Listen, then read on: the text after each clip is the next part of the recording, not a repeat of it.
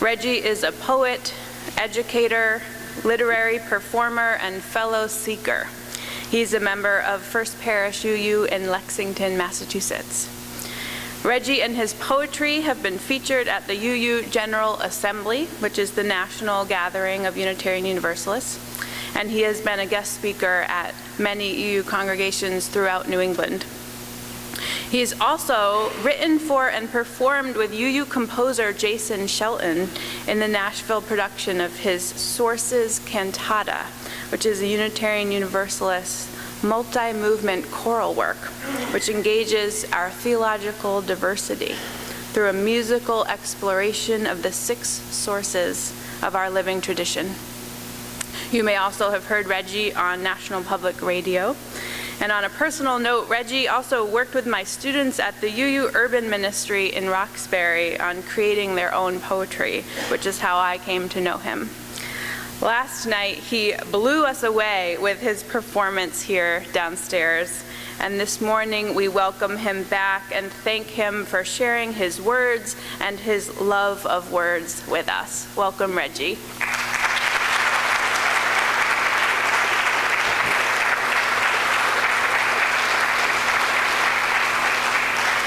Good, beautiful morning to everyone. Thank you for being here, and thank whatever that thing is that caused that small miracle that opened your eyes to occur. What we understand is there's 125,000 of us who did not wake up this morning, and we are not among that lot. We are among that lot that woke up and is here and can experience the beauty of what living is once more. I greet you in peace, and brother and sister and other in humanhood from the First Parish in Lexington, and it is a pleasure to be here with you today. Today we call to life. We call to this wondrous universe and to all things living in it. We say, we ask your forgiveness for the times we have been careless with you. Because of your patience, we are realizing that we are part of you and you a part of us. We call to the first woman who opened her mouth on that great savannah, who, after looking up at the stars, said, "Ah," and taught us to open ourselves to wonder. We call to the first nations of this land of which we find ourselves, those who have walked before us, those in whose wake we follow. We call to the languages which are no longer spoken. We weep for all the songs that have disappeared, for all the poems we will never hear. We call to Emily Dickinson, female poetic spirit of this land, who said, "There is no frigate like a book to take us miles away." We call to Walt Whitman, male poetic spirit of this land, who said, "Every atom that belongs to me, as good belongs to you." We call to music, that abstract organism living within the hum of the human. We call to all the arts, that which tells us that we are more than meat. We call to science, that which tells us what meat is. And we call to philosophies and religions, that which tries to tell us what meat means. We call and remember those who have showed us light, and even those who brought us to darkness and showed us the light was really in us all the time. We call to the hand that plants the seed, to the seed that births the tree, to the tree which bears the fruit, to the fruit picked by the hand that plants the seed.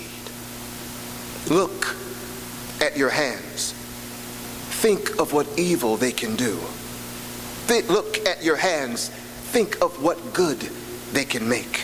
Look at your hands. Think of what they can destroy. Look at your hands. Think of what seeds they can sow, what life they can bring. Now choose. I would like to lead you now in a moment of meditation. If you're so willing to join us, that would be great. After this, there will be a moment of silent meditation.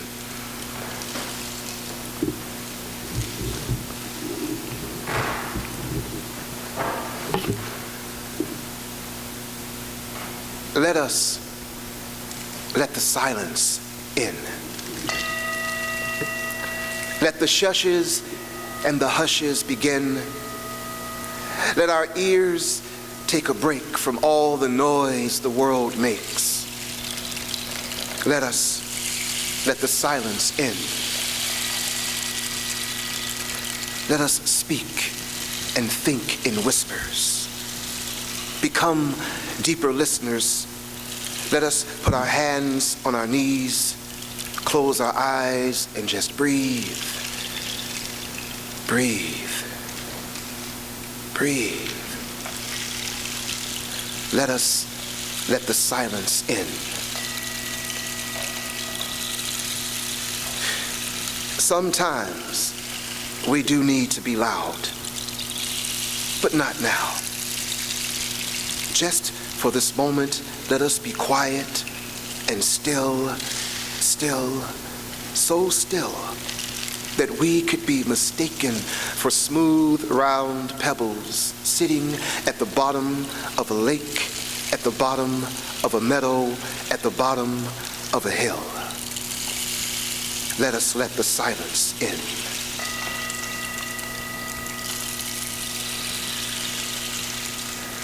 Johann Sebastian Bach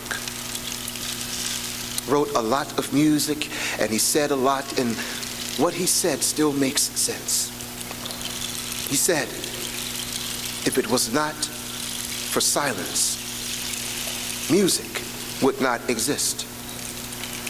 So, if we want to know what music is inside us, sometimes we must be quiet and listen for the quiet to guide us to a place where no computer or cell phone or ringtone can own. A place deep within where our true selves begin. Let us let the silence in. Let us let the silence in.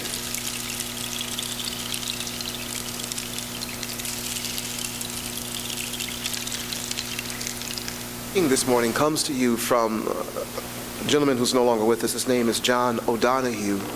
He was a Catholic priest, and he left that order of priesthood to go into the world and try to enact a stronger, more vivid, moving theology through philosophy and point to a better way of living.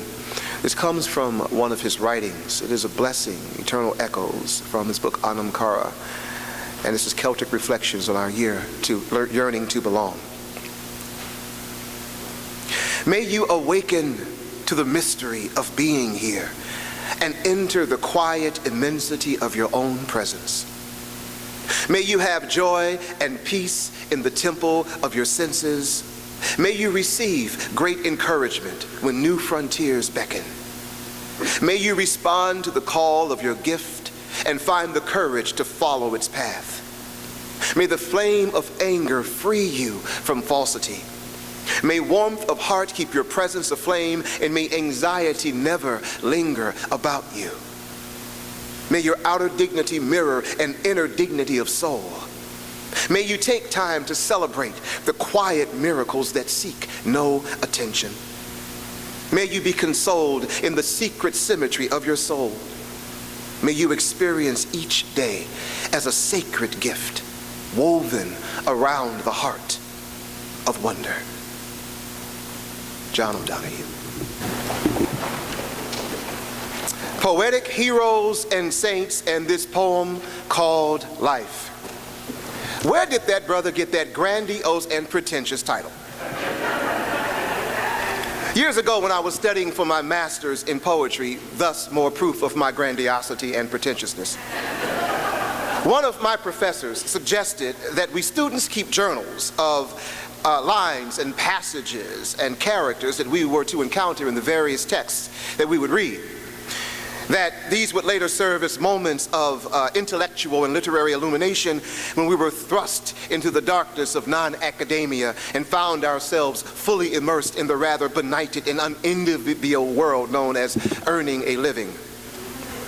Now, because I had set the task for myself to read as many poetic epics as I could during one of the semesters, I found many unforgettable characters, and the most memorable were the heroes and the saints.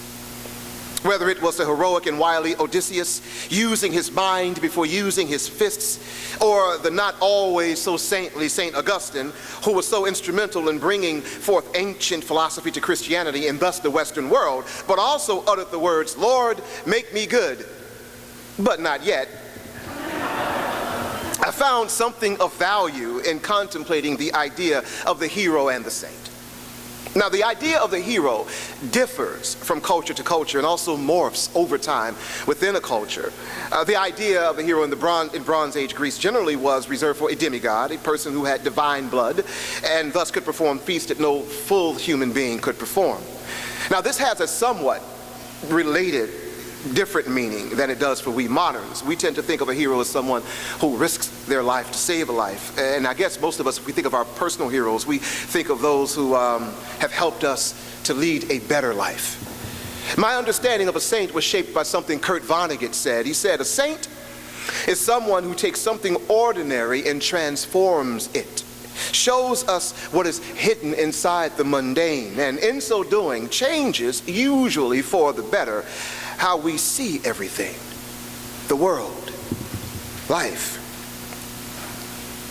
So poetic heroes and saints for me, I guess, are those whose words and deeds have entered our lives, whether through blood or books, and they have challenged and guided and pointed us to a deeper and more profound consideration of who we are and who we could be.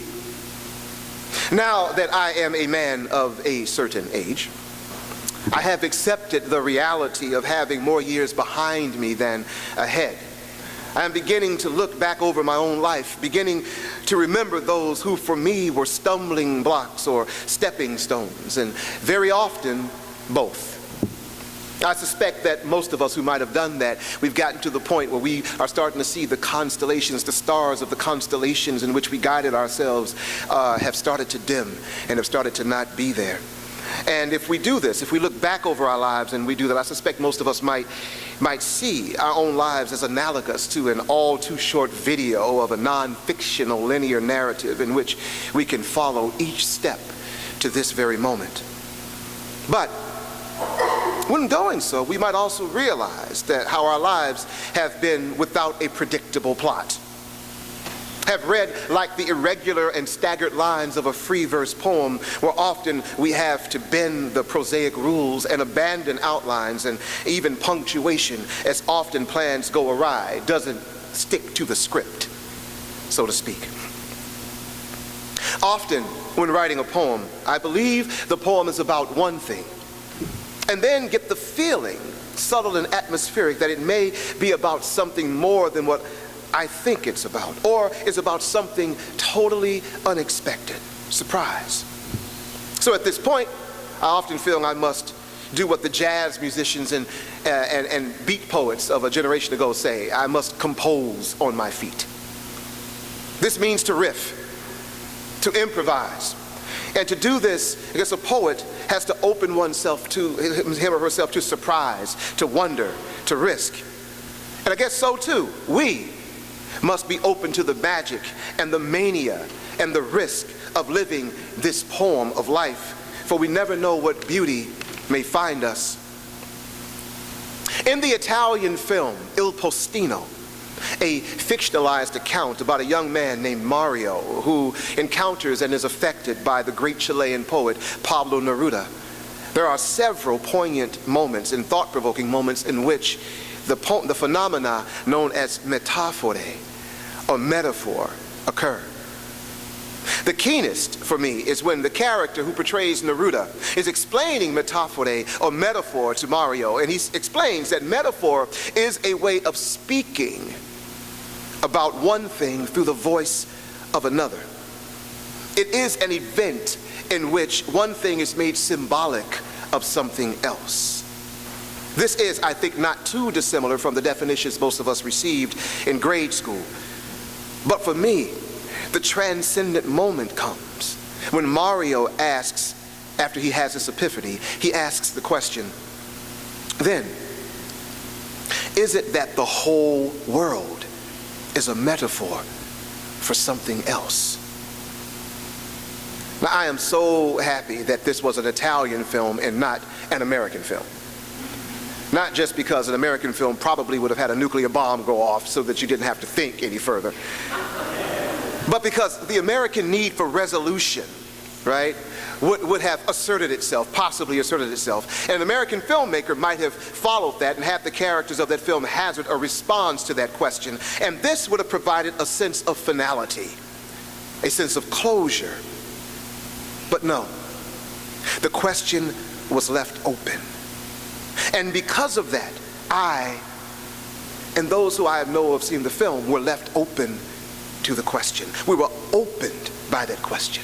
And it began turning and turning and turning in the widening gyre of the mind. And I have subsequently revisited that query and have been riffing on it ever since.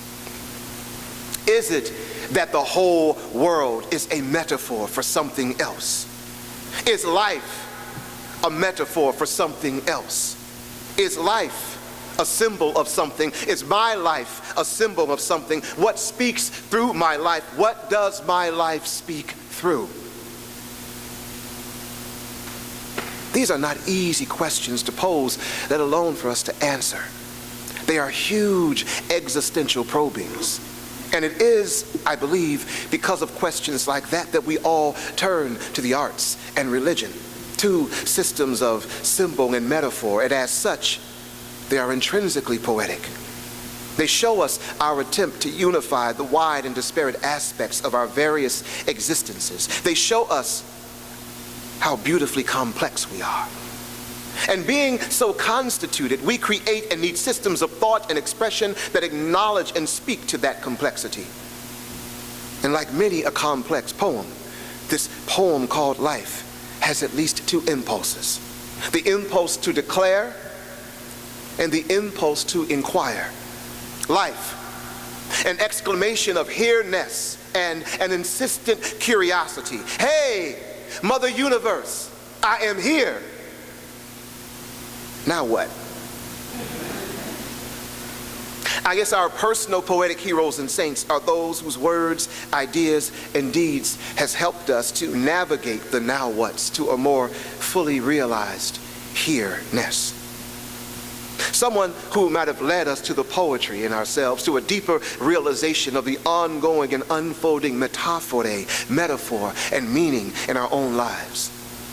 For me, one such person was a very dear friend named Kent Foreman. I met Kent during a very difficult and traumatic time in my life. I had been in the throes of a very debilitating disease. It was called my 20s. I see some of you have survived it as well. It lasted for about 10 years. After effects hung on for another 3.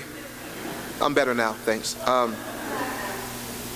Well, I would go to this jazz club called Spices to read poetry on Monday nights. And Kent, this dapper gent of about 30 years my senior, came up to me one night, pulled me to the side, and he said, "Man, you might actually do something with your life, brother, and your writing if your demons don't drag you down and you don't kill yourself first." Kent recognized something potentially destructive in me. And I guess he decided he could do something, perhaps take an action, risk, and help prevent that from happening. We formed a friendship, Kent and I. And he became a mentor to me and something between a father and a brother. This cat was a rare mojo, an intriguing conjure of childlike wonder and nail-tough elegance. He would say, "There are 3 things about me which are immutable, you dig. I am black, I am man, and I'm a poet." At this time, this triune self-declaration seemed simplistically self-evident. And of course, I'm like, of course you are, and so am I. But as with most poetry, as with life, what seems simple and obvious, as Ira Gershwin observed, ain't necessarily so. For Kent's declarations were arrived at by years of self-inquiry. Realizing this led me to questioning, what does it mean to be black? What does it mean to be man? what does it mean to be poet? And when I did this, because of that challenge, I realized that I had no definitions for myself of any of those things. I merely had the received definitions handed down through history, a history shaped by patriarchy, a history shaped by politics and conniving, a history shaped by dehumanizing economics, considerable gaps in my education, and an impaired ability to self-critique. So I would ask him, what does that mean? How do you reconcile what it means to be black, what it means to be man, what it means to be poet? Did black man poet have to be a noun? Could it be a verb? A philosophy? A way of living? This was a perennial consideration of many a late night exchange peppered with shot glasses of Blanton's bourbons, plates of fried everything, and Miles Davis's kind of blue. I honestly have no memory of Kent directly answering me as to what black man poet means. But what I do have is an impression that his life was a symbol of the search for its meaning. A life that was a symbol of the search to transcend what had been given him. A quest to make a new meaning of it. What does it mean to me? I am still forming that meaning. But there have been many days, especially when I am in places like this, where I am one among a gathering of seekers, that I can hear that insistent voice saying, perhaps, young man, this is the place that will help you find out. Kent died a couple of years ago with his daughter Pierre by his side. I wanted to fly to Chicago to be with him, but I wasn't able to do so.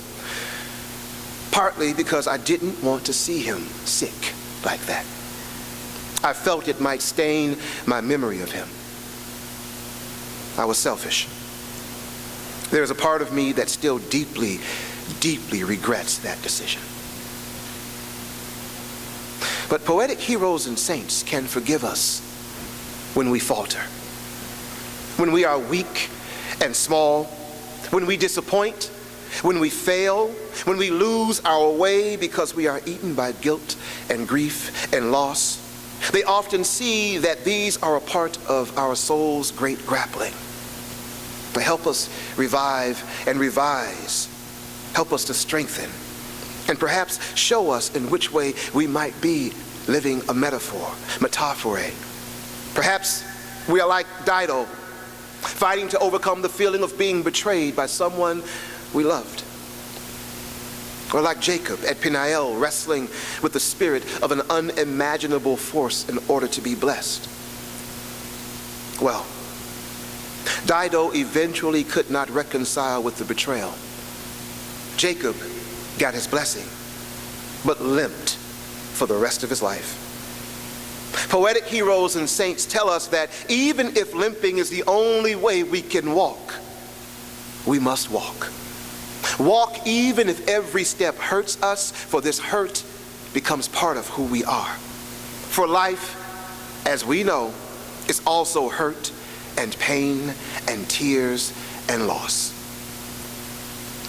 Those of us who suffer with clinical depression know this firsthand.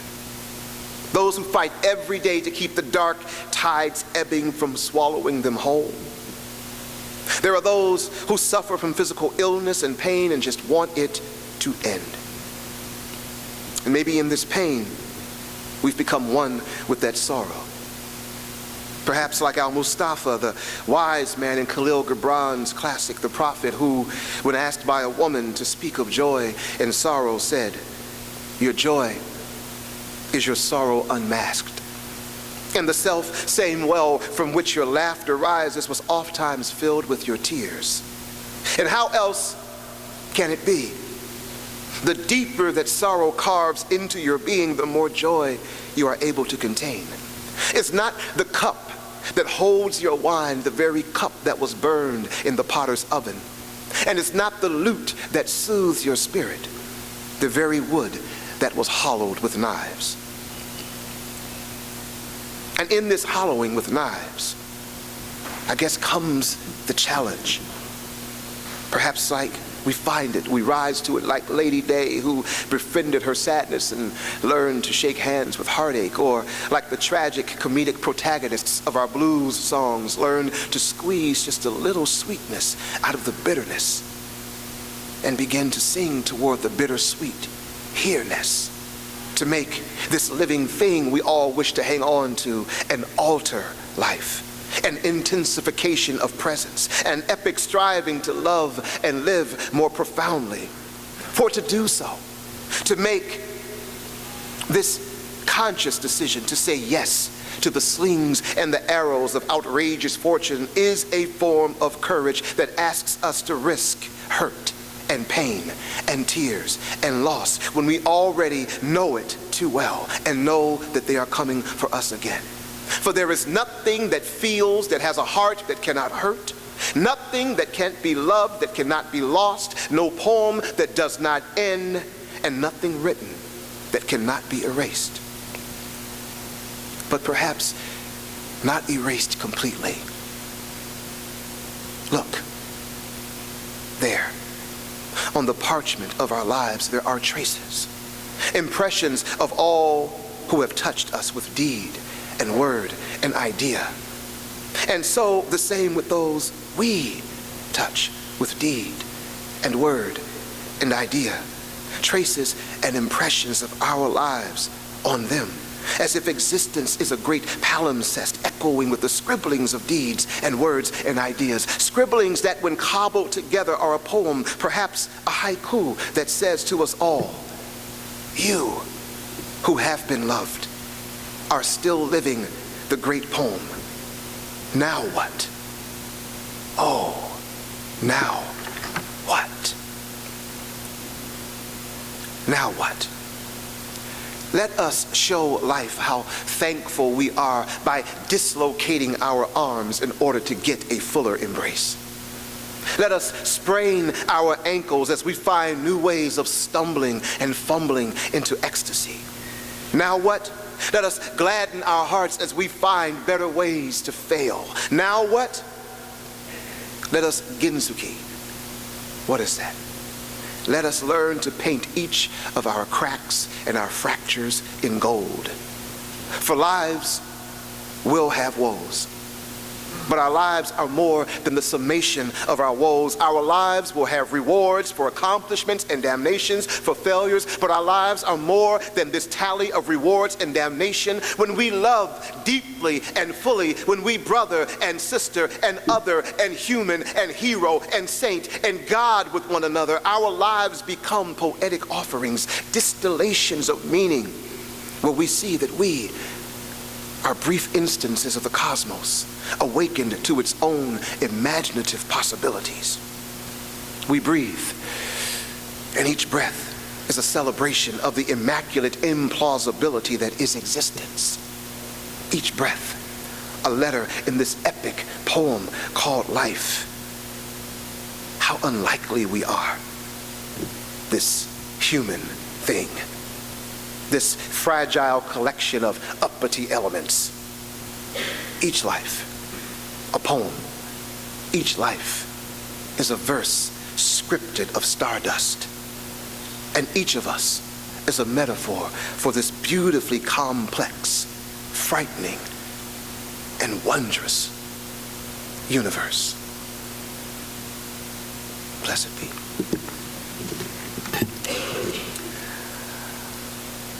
In my tradition, where I come from, the African American tradition, when someone can sing and they're competent, we say that person can sing. But when a person opens their mouths and something comes out of it that brings light out of you, we say that person can sing. Okay? You can't even speak correctly after you hear that person, right? You just mess up the rules of English. Also, when someone has a thing about them that is inexplicable, we don't say thing, we say that thing, right? So what we're going to do is I'm going to lead you guys, even though English is, something I teach, I'm going to lead you guys in speaking very bad English right now. And what I'd like you guys to repeat back is just these words. It'll be the chorus to a song that I will sing. And if you wish to clap after on the choruses, that's fine too. And so what you're going to say is this. That thing, that thing, that thing, thing, thing. Be thankful, thankful for that thing. And you're going to say it twice, and that is that thing, that thing. That thing, thing, thing. Be thankful, thankful for that thing. Right? And so every time we'll say that twice. This is called that thing.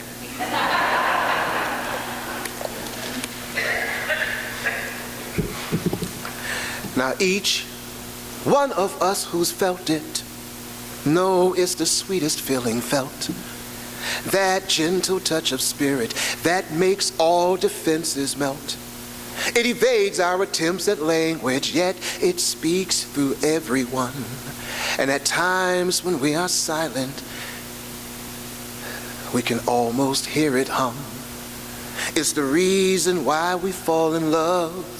It's why particles come in pairs. It's the yin and yang of molecules. It's why E equals MC squared. It's the reason we need poetry, 'cause some phenomena can't be named. It doesn't matter what you call what started it all. Let's just be thankful for that thing. That thing, that thing. That thing, thing, thing. Be thankful, thankful for that thing. One more time. Yes, that thing, that thing. That thing, thing, thing. Be thankful, thankful for that thing. Now, I'm not telling nobody here nothing nobody don't already know. And that's that everything's connected from the macro to micro.